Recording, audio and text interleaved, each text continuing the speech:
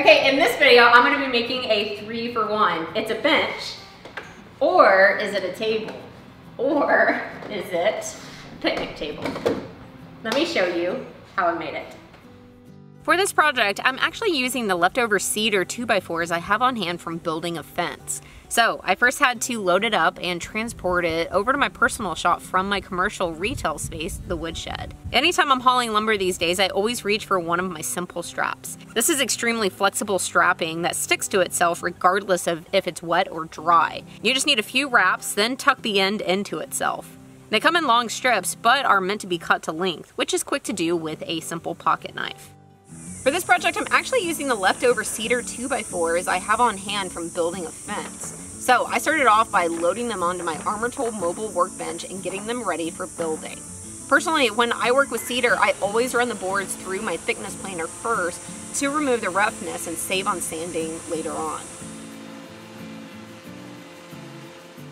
Then I moved all of the boards over to the miter saw to start cutting up the needed pieces. If you're interested in a full cut list and material list for this project, I have plans linked for you down below. Since I was going off my cut list, I was able to process all of my boards at the same time.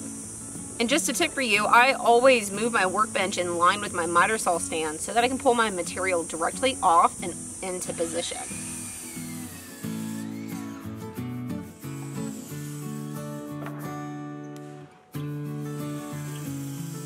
After everything was cut, then I started assembling. This bench will be for kiddos, so it's lower to the ground, but know that you can very easily raise it up higher for adults. You just need longer legs. I grabbed what will be the two legs and the structure that connects them and started putting them together.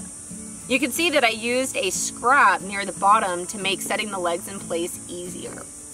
I applied some outdoor wood glue, then once the top was flush all the way across, I used a countersink first and then drove in 2 screws per leg. After attaching the first, I repeated on the second.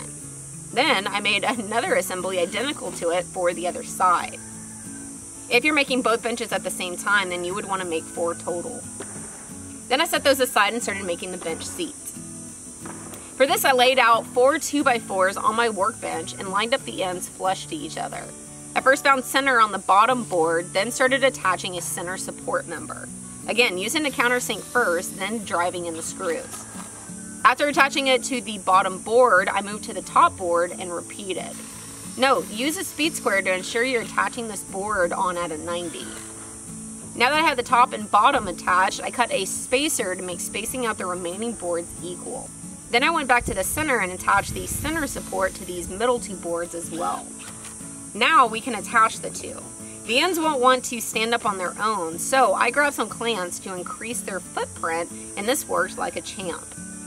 At least well enough for me to grab the bottom and set it into place. Next was attach them together. I first applied wood glue, then used screws in all of the boards to go into the leg assembly.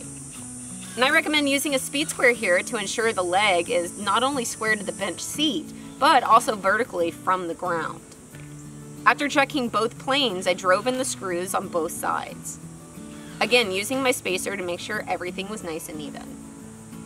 Alright, now let's add the left and right supports that will join the bottom boards together and stiffen up the seat. Easy enough. Let's move on to making the top. This is almost the same as the seat, except it has more supports in the center of it. So I first laid out my marks according to my plans, then set the boards in place. Once I confirmed that it all looked equal, I attached them. Now on to the arm assembly. For this, I first cut the 2 pieces that make up the bottom and the front of the arm, and then used my Triton Super Jaws to join them together. It's worth noting that I first only used wood glue and screws here, but later came back and added some dowels to reinforce this joint some. Once I was put together, I added a strap hinge. This is the part that will allow the bench to convert into a table by folding up, or down, by folding. After getting it attached to the bottom of the assembly, I moved to the top and added on what will be the back. This is also the part that will allow me to attach this entire unit to the back itself. I set it in place, then used a clamp to secure everything down while I drove in screws. Okay, so let's set it in place now and figure out where it needs to be set in order to fold forward and work properly. There isn't an easy way to set it in place, then start folding it forward to mark the needed screw locations without moving it. So I ended up cutting a scrap to length so that I could flip the top forward and it hold it in place for me. And this worked beautifully. Once it was forward, I was able to use a countersink and screws to attach the hinge in the needed location. Okay, it isn't completely done yet, but let's try it out.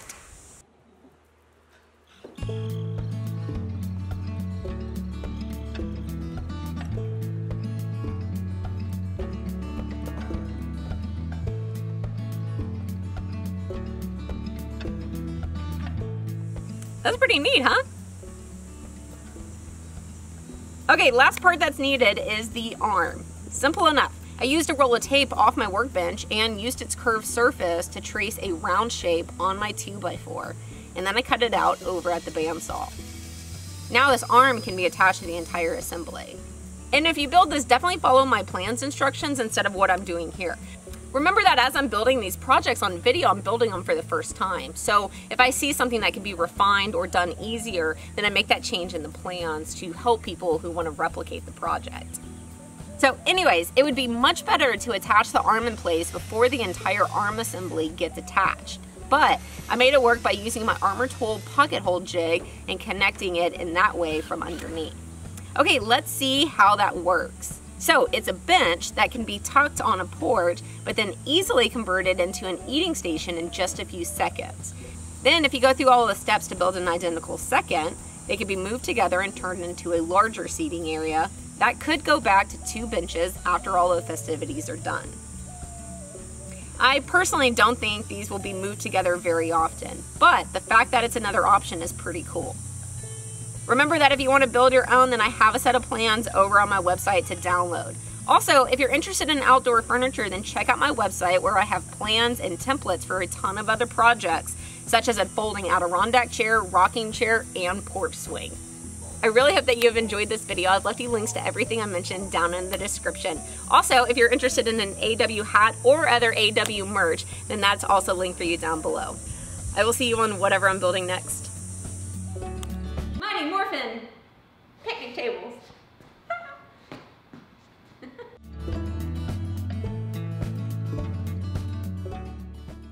If you're looking for some great sawhorse plans, then I have a link for you right here for this one, as well as 2 other variations. This one's cheap, it's sturdy, it's very quick to put together, and the thing that I like the best is that it's foldable.